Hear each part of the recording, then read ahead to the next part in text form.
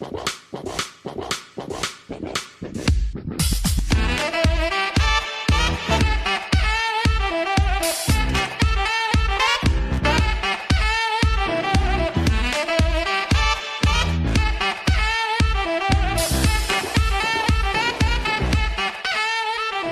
Pursuit of Truth, this is your host, Sir Patrick Mac. Boys and girls, we got a lot more Q to do today, so we got no time to get cute. Grab your coffee, put on your Pursuity pants, and say hello to your neighbor. Post 3628, 5 minutes after the hour of 12. We get a Twitter status, and Q says, enemy of the people, you are the news now. Facts matter. And it takes you to our boy Incarcerated ET over there on Twitter. Nice job getting a shout out. Looks like you're becoming a regular on Q. Ladies and gentlemen, Anons present to you the fake news, their duplicity, hypocrisy, agenda, coordinated efforts, and outright lies. Side by side for easy dissemination.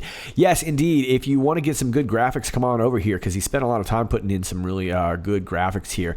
What's cool about this is that this is not only from, like, for example, this one right here, Philly.com. It's not just from Philly.com, but it's from the same author, really highlighting the hypocrisy. Melania Trump's RNC fashion. A scary statement. All right, well, this woman is hardly scary. This is a scary woman.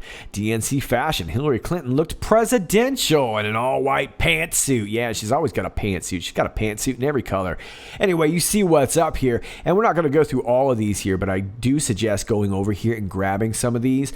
I know he put a lot of work into this. Thank you for that, Incarcerated ET. And like I said, for your own arguments with your own friends or whatnot, he's got one for kind of all of them here. Here's one on Alexandria Ocasio-Cortez. Here's one from the New York Times. I like this one right here. CNN, why a presidential candidate's health isn't a voter's right to know. From CNN, right over here, it says what we know about Donald Trump's health. I didn't think we needed to know about that. This one's a good one too. 5 very good reasons to keep the Electoral College. Over here, the Electoral College is an instrument of white supremacy and sexism. And the beauty of this, like I said, is that it's from the same platforms here. So there's a lot of these. I'm not going to go through all of them, but thank you very much for doing these. I will kind of scroll past them so you can kind of get an idea. But if you want to grab these, I really suggest going over and giving Incarcerated ET a follow there on Twitter and grabbing them for yourselves. But thanks, IET, and congrats on the Q shout out. Post 3629, 33 minutes after the hour of 12. New board created pending approval from CodeMonkey. And there it is right there. Project DComs. And here is a screenshot from it here. I will link this down below for you. Looks like this is a new read-only board. And like Q says, they're being approved by CodeMonkey.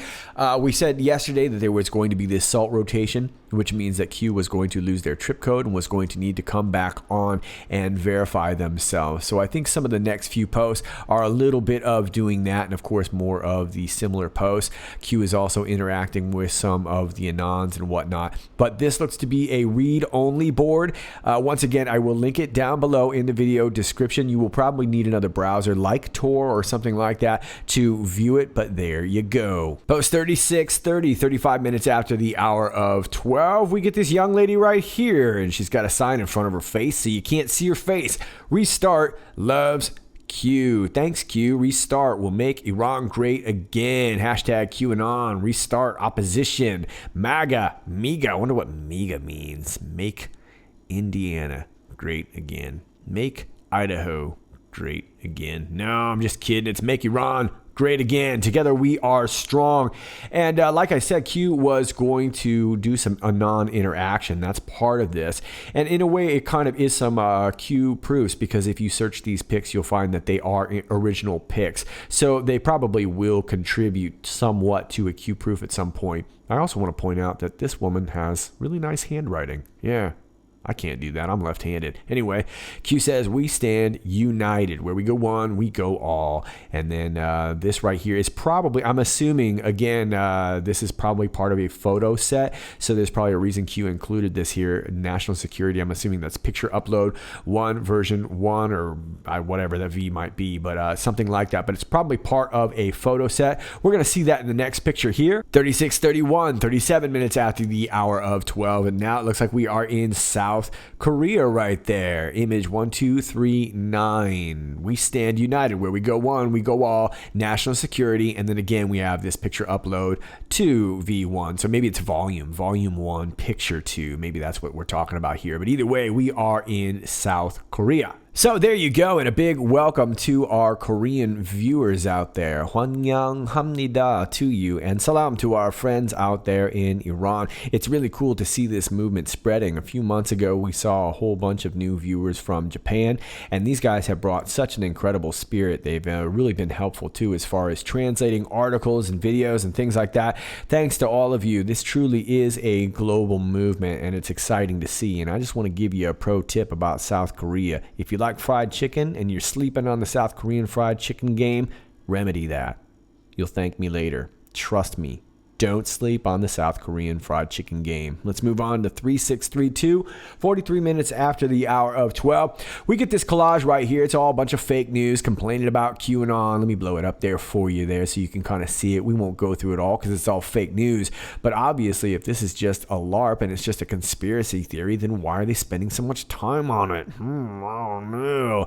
And then we get this right here. This is it's a clip actually from an 84 document from William Casey, who was head of the CIA. Here is the actual link right here to the document. This is about I want to say an 8-page document here. I want to show you a few things here, but let's go back to the Q post. The agency's posture towards the media is basically defensive, reactive, and tongue-tied. What we say is no comment. That disclosure was wrong and outrageous. Next, we wring our hands, send emissaries out to brief key people in the administration and Congress and correct the record, then hunker back awaiting the next blow.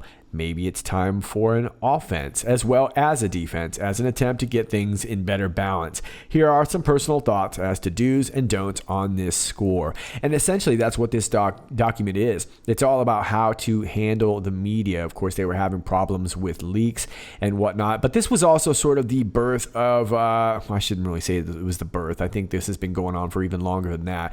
But of plugging in our intelligence into the media and how they've kind of worked alongside each other. So it's a really tangled web. You know, there's a lot of good and bad to this. Clearly, there's a lot of fake news out there, but there's also a lot of reason for fake news out there. And that's because so much of it was infiltrated by our intelligence officials. So I just want to take you down here. Here are a few bullet points right here. Don't believe we should or can frontally attack the concepts listed at the start of paragraph 4. Don't announce a program to curb the media's excesses.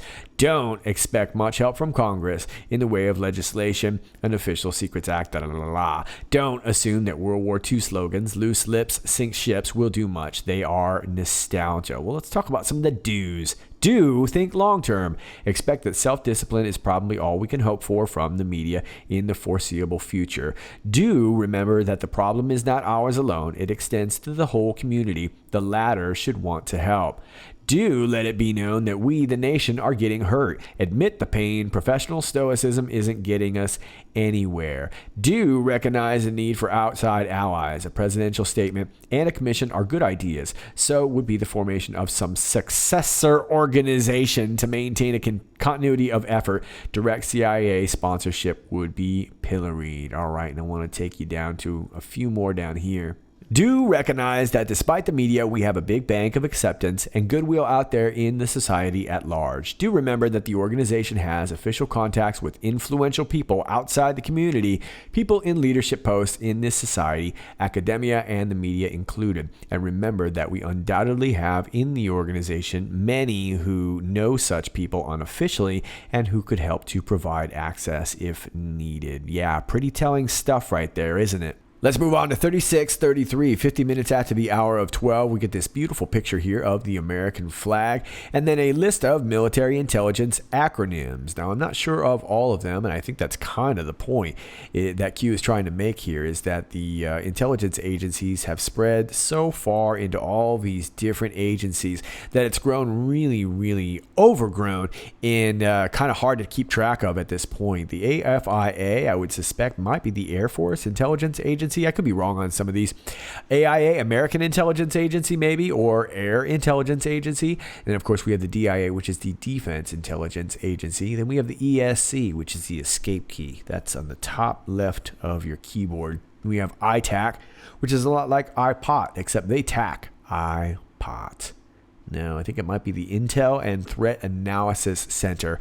Then we have the NOIC, which I believe is the Nimitz Operational Intel Center, otherwise known as the New Orleans Institute of Chowder.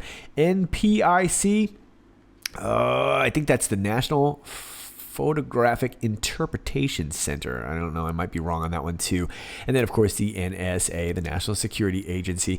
SRD, I believe, is the Special Research Division. That is a part of Army Intel, otherwise known as CERD, as in it's really absurd how many intelligence agencies we have. But like I said, I think that is the point. This has really overgrown so much, and we just showed you the documents there that really kind of talk about how the intel agencies have linked up with our media. Now, I want to show you this too. Some anons have sent me this. This is a mention here of some of these various agencies, including Chaos. And we just reported a fire the other day where a dog died, and the dog's name was Chaos. Chaos is also another nickname for General Mad Dog Mattis, interestingly enough. This dog was killed in a fire, and everybody else survived, even though the dog saved everybody's lives. It was very, very curious. But anyway, this is part of a much bigger document, which is from here, governmentaddict.org. And this is kind of cool. We're not going to go through this because it's 4,309 pages. Ain't nobody got time for that. But as you can see, the Molech owl up in the top left corner is already pointing you to something suspect. But all this is here is a bunch of newsletters that are now declassified from the 70s through to the 90s called Crypto Log, the Journal of Technical Health. Yeah, all kinds of crazy stuff here. A lot of redacted stuff, but some interesting stuff, and I will link this for you down below. You can have some fun with this. Talk about Project Sentinel back in the day and a lot of naval intelligence stuff, and if you'll notice that it's been particularly the Department of the Navy that seems to be at odds the most with POTUS. But I will leave this for you down below because, like I said, thousands of pages there, but that's where it comes from. But to sum it all up, like I've said before, Q seems to be pointing out the fact that all of this has been overgrown, and we heard this from John F. Kennedy back in the day, wanting to splinter the agency into a million pieces, and that might just be a good idea. Post 3634, 30 minutes after the hour of 4Q is talking about the Democrats' long history with being leaky pants. Democrats' internal infiltration issues with protecting national security. Deliberate? Yeah, I think not. Do you believe in coincidences? Dianne Feinstein, Chinese spy, insert 20 plus years. Yeah, this was a dude that was working for her for quite some time. This article is from August of 2018. You guys remember this story. It was her driver, right? This guy had been with her for such a long time. Now, he did get fired. Trump went off on this, and of course, people went off on Trump about it. But the fact of the matter is that in light of the situation with Hillary and her emails getting out to China, it would just seem poor form to have yourself a driver. Now, she, of course, always maintained that he never had any access to equipment or whatever. But I suppose when you're in the car, a number of things can happen. And I have a feeling that this Chinese driver was not just listening, he was doing plenty of talking as well. I don't think he was any kind of patsy at all. He clearly seemed to have himself a good foothold on American intel. Now, the next story takes us to the Awan IT scandal. You remember Imran Awan and the Paki Posse, right? This is from Fox, June 2018. And if you remember, this guy was an aide to Debbie Wasserman Schultz. And of course, he was copying emails, copying schedules, WhatsApp, communications or whatever. He was essentially running a chop shop out there, all kinds of busted up computers and hard drives. And then, of course, he was running back and forth between here and Pakistan, which was also very curious. His brother had been fired from McDonald's. Neither one of these guys had the proper security clearance, and yet we're working for Debbie Wasserman Schultz. And even after they called out on it, Debbie Wasserman Schultz refused to fire him. It was all very suspect. Him and his wife, and of course on the side, they don't talk about this a lot, but he had himself a really sketchy used car lot, which seemed to be a money funneling venture there. But you guys remember this. Clinton server, Chinese relay. We're going to skip over Omar because we're going to actually end with her. But this was the story that I was just talking about here. And the link takes you to U.S. Congressman Louis Gohmert. But this happened back around 2015. I talk about this a lot because I really think this is crucial to our whole saga here. But the ICIG warned that Hillary's emails were basically being hacked by these Chinese companies. Chinese intelligence officials were getting exposure to them. Chinese companies were getting exposure to them. And these emails and things had things like special access programs on them. It was a very, very big deal. And of course, when the ICIG warned the FBI, they warned Peter Strzok, who ended up being in charge of that investigation. So you can kind of see where his loyalties lied. And like I said, given the light of that, probably wasn't the coolest thing to go hiring a Chinese driver, Diane. Anyway, let's move on to the Gateway Pundit. Ilhan Omar accused of being a paid agent of Qatar and accessing sensitive info for Iran. Representative Ilhan Omar has been accused of being a paid agent of the government of Qatar and using her position in Congress to access sensitive information for the benefit of Iran, according to testimony in a civil suit in Florida. Alan Bender, a Kuwaiti-born Canadian businessman, made the accusations in a video conference testimony on October 23rd from Toronto for a civil case filed in Florida against the brother of the Emir of Qatar, Sheikh Khalid bin Hamad Al Thani, over allegations the Sheikh ordered his American bodyguard to murder 2 people and that he held his American paramedic hostage. And this is from the deposition right here. An explosive testimony made by video link from Toronto, Canada, to a Florida district court on October 23rd. Kuwaiti-born Alan Bender claims to have deep ties with governments and royal officials across the Middle East, including Qatar. In his statement, he says he met Qatar's Secretary to the Emir for Security Affairs, Mohammed bin Ahmed bin Abdullah Al Masnad, and 2 other senior Qatari officials. The 3 allegedly claimed credit for the meteoric rise of Omar, saying if it wasn't for our cash, hint, hint, wink, wink, care, Ilhan Omar would be just another black Somali refugee in America collecting welfare and serving tables on weekends. Wow, tell us how you feel. Ugh. According to Bender's sworn deposition, the deposition was obtained by Al Arabiya English and authenticated by the attorney for the plaintiffs. Okay, so this is pretty interesting stuff. And the guy who's been bringing this to light, and if you're on Twitter, you got to follow this guy, Imam of Peace. I think he's great. He lives in Australia now, but he's a Muslim, and he is constantly exposing radical Islam. I really appreciate what he does. You may not agree with everything that he has to say, but you got to say this guy's got a set of stones on him. But anyway, he's been working on this story for quite some time. He has kind of taken it on himself personally to go after Ilhan Omar. And here's a tweet from the 18th of 2019. He says, and boom, subpoenas are issued against Qatar's ambassador to the USA, Michel Al-Thani, Qatar's chief of intelligence, Mohammed Masnad. And there are the signed subpoenas right there. I will now move forward with a formal recommendation to R. Castaneda, who is the ambassador, to ask specific questions from those who will attend the deposition. So very cool stuff. Big thanks to Imam of Peace, who's been working on this for a long time. I have pointed out for a long time that Ilhan Omar's a lot of her speeches and things like that are funded by CARE. And as a matter of fact, if you guys remember the infamous speech where she said, "Some people did something," she had the CARE logo right behind her there. And of course, that's Nihat Awad. Nihat Awad is one of the co-founders of the Council of American Islamic Relations, which is CARE, which is essentially kind of a Muslim Brotherhood front, even though they don't really admit it.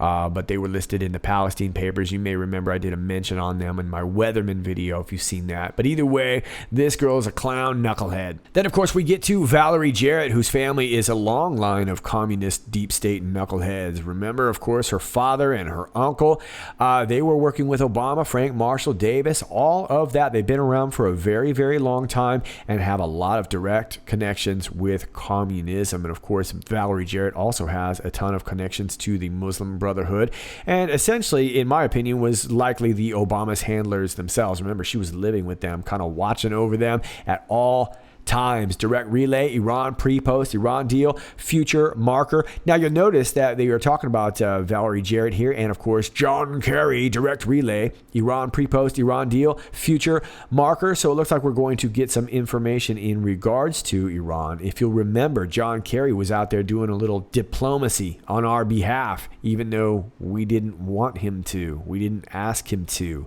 Neither did the U.S. government. And he didn't really have a reason for being out there. But he did it anyway because he loves us. If known, why is it allowed to happen? Well, that's a good question. We'd all love to know that. But we do know on their end, this was going all the way to the top. Of course, Obama knew about this. Of course, everyone knew about this. That was the whole point. Iran was one of the largest black sites. Energy companies, automobile companies, you name it, everything was going out there. And of course, they could operate with a lot of their money going off the books. That was the whole idea. If known, why is it allowed to happen? That's why it's allowed to happen, because they were the same people allowing it to happen. If known, will there be justice? Well, that's what we'd like to find out, Q. We're hoping so. Do it. It's only a matter of time, Q. Post 36:35, 34 minutes after the hour of 4, Q says, sometimes a good movie can provide a lot of truth and or background. Official secrets, relevant today. Enjoy the show. Well, I've not seen this movie. This is the trailer for Official Secrets. It's the official trailer, so it's official. Stars Keira Knightley and Matt Smith. And I'm sorry, I cannot play these for you. These are the things that actually get hit with copyright strikes the most. But you can check it out if you like on YouTube or wherever you're watching from. Official Secrets official trailer from 2019 starring Keira Knightley. But you know what we can do? We can read the plot. You bet we can. The true story of a British whistleblower who leaked information to the press about an illegal NSA spy operation designed to push the UN Security Council into sanctioning the 2003 invasion of Iraq. And I can tell already in the first sentence that what we're doing here is whitewashing history through Hollywood. A morality tale for the 21st century. And you know that Hollywood is to morality what I am to advanced mathematics. Official Secrets tells the true story of British intelligence whistleblower Catherine Gunn, how clever, who during the immediate run-up to the 2003 Iraq invasion leaked a top-secret NSA memo exposing a joint U.S.-UK illegal spying operation against members of the UN Security Council. No, wait a minute. I think what you're doing here is conflating a couple stories here. No, this was the Steele dossier, which exposed a joint U.S.-UK illegal spying operation against the POTUS. But anyway, it's not my movie. The memo proposed blackmailing smaller, undecided member states into voting for war. At great personal and professional risk, journalist Martin Bright, also a clever name, published the leaked document in the Observer newspaper in London, and the story made headlines around the world, showing that the media is indeed the good guys, and so are the UN. Members of the Security Council were outraged by any chance of a UN resolution in favor of war collapsed, but within days, Bush declared he no longer needed UN backing and invaded anyway. As Iraq descended into chaos, Catherine was arrested and charged with breaching the Official Secrets Act. Martin faced potential charges too. Their legal battles exposed the highest levels of government in both London and Washington with having manipulated intelligence in order to sell an illegal war. Okay, so the conflation is so strong with this that now I'm actually kind of curious to see the movie. So there you go. Maybe some of you watch this movie and you can let us know if there's any real Easter eggs that we need to find. I don't really watch movies and I don't really watch TV, so I couldn't tell you. But I think we see what's up, and we know how Hollywood whitewashes all these stories. They give you elements of truth and then they put their own little spin on it, just kind of like how I pointed out in the plot summary right there. It's always their way of retelling these stories. And much of this is going to become very relevant. I would imagine very, very soon. Remember, the 9th, 10th, and 11th of next month should be some very interesting days. That's supposed to be the bacony, cheesy goodness, which is the FISA D class. And that's supposed to be a quote-unquote lock as per Lindsey Graham. Although I want to say that I don't necessarily trust everything that Lindsey Graham has to say. And he didn't seem very confident when he said it's a lock. But that's just me. But either way, and then of course we have IG Horowitz will be coming in to speak on the 11th. So I imagine a lot of this is going to become very, very relevant. Now you can go watch the trailer on your own. But if you want, I can hum you the theme song. Whoa. Whoa. Go watch it. You'll be like, wow, he was spot on. Let's move on to the next post. 35 minutes after the hour of 5, we get this YouTube link right here. And the link takes you to CBSN. Not really sure what the N stands for, but anyway, it's a TV show where they tell us about current events and they botch it all up. Anyway, this is a telecaster right here, and she's talking about social media disinformation. Now, I'd like to play this for you, but I can't. I'll get hit with copyright. But you know what I can do? I can take a page out of their book, and I can tell it my way. Yeah, I can do that too. So anyway, we open up with this telecaster here, and she's basically saying, with the election season rapidly upon us and our impeachment scam rapidly deteriorating, we'd like to shift your attention from Ukraine back to Russia, where we were having a lot better ratings. And what we have now is an uptick in bots. Bots come from Russia. Bots are also people that have conservative views and values. And so we attribute that to Putin, Russia, and disinformation. Now, I'd like to show you a picture of Robert Mueller. Robert Mueller was going to bring Trump down, and that didn't happen. So we're going to move on to this guy right here. For our expert analyst, we have this bobblehead in a sweater because the AC's a little chilly in here. Is your name Skylar? Is it Skylar? Yeah, it's Kyle, actually. Thanks, though. But yeah, so anyway, what we have here is a disturbing trend of MAGA bots and Russia bots all getting up in our elections. And of course, this can destroy our democracy, even though we're a republic. Now, in order to bolster my opinion, I've made a little graph here. And as you can see, this was trending. Impeachment hearing was trending. It was really popular, but now it's not as popular anymore. It's starting to wane a little bit, and we see a disturbing trend in the rise of hashtag MAGA. Now, what MAGA means is robot. It means robot in Russian. It's Russian for I am a robot. And it's starting to really be on the rise, which leads us to think that it's probably disinformation. Now, that is closely followed by where we go one, we go all. And this is a sort of a coinage phrase for the QAnon cult conspiracy, a QAnon. And you see, these people believe that Hillary Clinton sold pizza to Haiti in a basement. And that's just ridiculous.